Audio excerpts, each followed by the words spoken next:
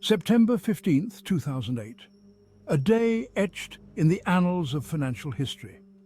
Lehman Brothers, the fourth largest investment bank in the United States, filed for bankruptcy. It was the largest bankruptcy in American history, a seismic event that sent shockwaves through the global financial system. The unthinkable had happened. A pillar of Wall Street, a symbol of American capitalism, had crumbled. Lehman's demise was the culmination of months of mounting losses and eroding confidence.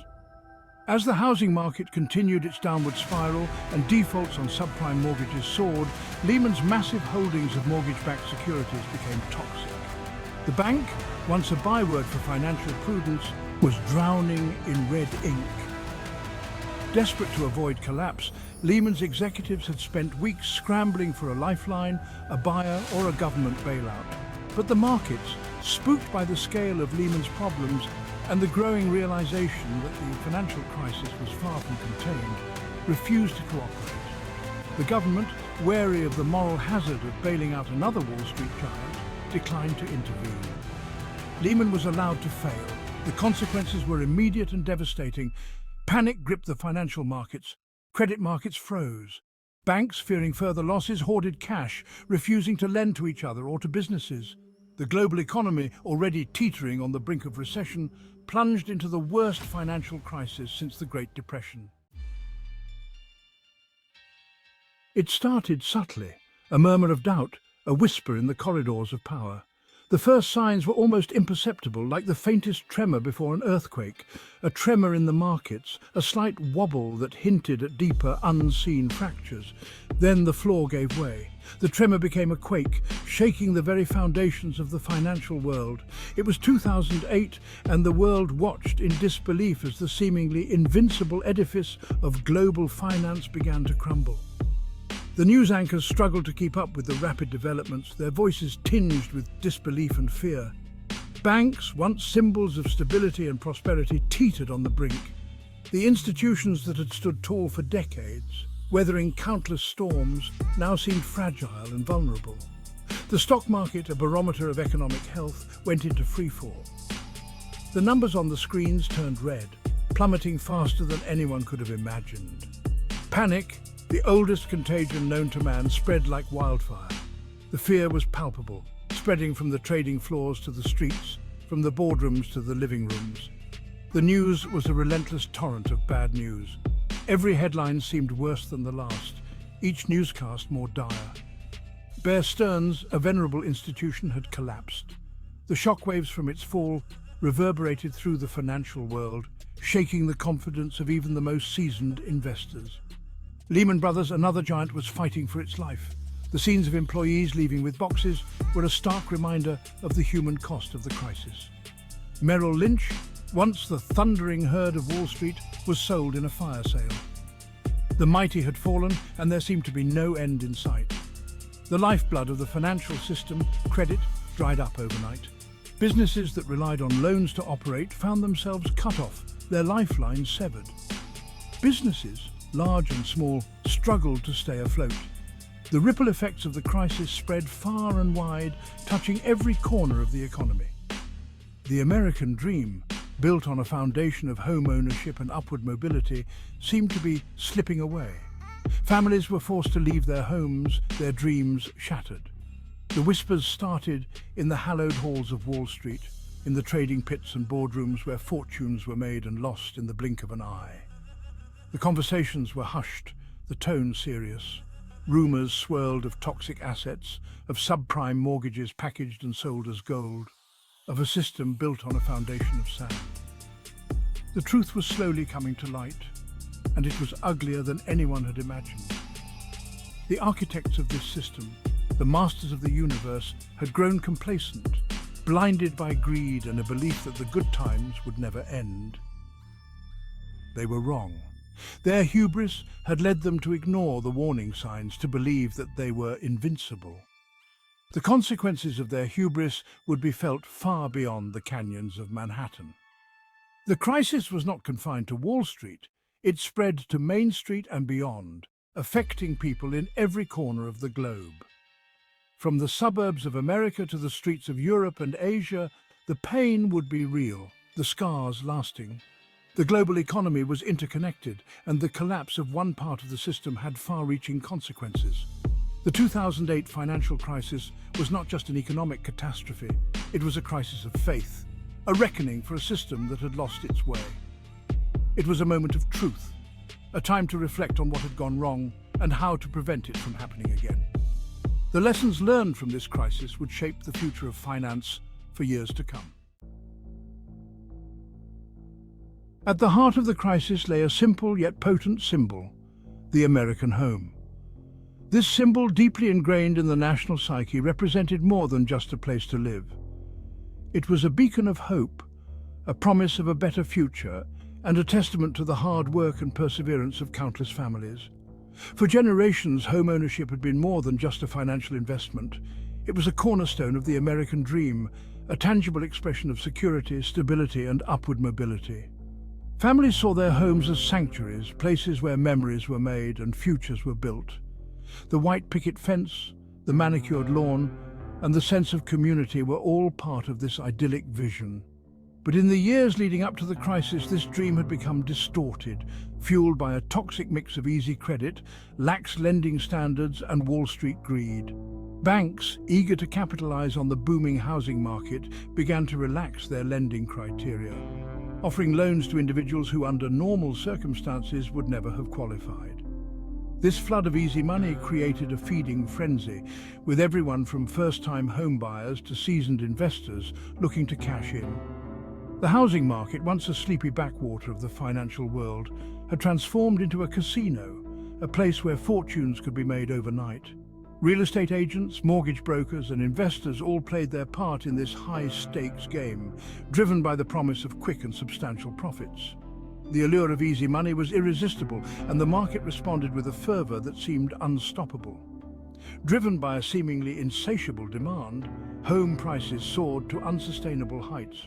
New housing developments sprang up almost overnight, and bidding wars became commonplace. The rapid appreciation in home values created a sense of urgency, with buyers fearing they would be priced out if they didn't act quickly. This relentless upward spiral was fueled by speculation and the belief that prices would continue to rise indefinitely. Mortgages, once the exclusive domain of the creditworthy, were now available to anyone with a pulse. Banks and mortgage lenders, driven by the desire to generate more loans, began to offer increasingly risky products. These included adjustable rate mortgages, interest-only loans, and other exotic financial instruments that enticed borrowers with low initial payments but carried significant long-term risks. Subprime mortgages, loans made to borrowers with poor credit history and a high risk of default, flooded the market. These loans were often structured with low introductory rates that would reset to much higher levels after a few years, leaving borrowers with monthly payments they could no longer afford.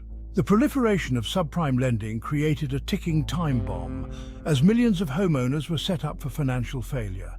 These risky loans, often with adjustable rates that would reset at higher payments after an initial teaser period, were packaged into complex financial instruments known as mortgage-backed securities. These securities were then sold to investors, who were often unaware of the true nature of the underlying assets. The complexity of these financial products masked the inherent risks, creating a false sense of security. Wall Street, eager to cash in on the housing boom, churned out these securities at a dizzying pace, selling them to investors around the globe who were hungry for higher yields. Investment banks and financial institutions created a vast array of derivative products, further amplifying the risks. The global financial system became increasingly interconnected, with the fate of countless investors tied to the performance of the US housing market. Few bothered to ask what lay beneath the glossy surface of these investments. The promise of high returns overshadowed the need for due diligence, and many investors blindly trusted the ratings assigned by credit rating agencies. This lack of scrutiny allowed the bubble to grow unchecked, as the true extent of the risks remained hidden from view. The party couldn't last forever. As the initial euphoria began to fade, cracks started to appear in the foundation of the housing market. Rising interest rates and a slowing economy began to expose the vulnerabilities that had been masked by years of rapid growth and speculation. As interest rates began to rise and the housing bubble started to deflate, defaults on subprime mortgages soared. Homeowners who had stretched their finances to the limit found themselves unable to make their monthly payments. Foreclosures became a common sight, and the dream of home ownership turned into a nightmare for many. The once valuable mortgage-backed securities, now revealed to be ticking time bombs, began to implode. As defaults increased, the value of these securities plummeted, leading to massive losses for investors. The ripple effect spread throughout the financial system, causing widespread panic and uncertainty. The house of cards, built on a foundation of bad debt, was about to collapse. The interconnected nature of the global financial system meant that the fallout was not confined to the US alone. The crisis triggered a worldwide economic downturn, leading to job losses, business failures, and a prolonged period of economic hardship. The dream of home ownership, once a symbol of prosperity, had become a catalyst for one of the most devastating financial crises in history. The architects of this disaster were not shadowy figures operating in the shadows. They were the well-known titans of Wall Street, the so-called masters of the universe who presided over vast financial empires with an air of invincibility. These individuals were the high-flying executives and traders who had become synonymous with the financial powerhouses of Wall Street. They were the ones who made the decisions that would ultimately lead to one of the most devastating financial crises in history. Investment banks like Lehman Brothers, Bear Stearns, Goldman Sachs and Morgan Stanley had become the high rollers of the global economy. Their influence extended far beyond the trading floors of Wall Street, reaching into the very fabric of the global financial system. These institutions, once content to act as intermediaries between investors and businesses, had evolved into entities that thrived on complex financial engineering and high-risk bets. They were no longer just facilitators of capital. They had become gamblers in a high-stakes game.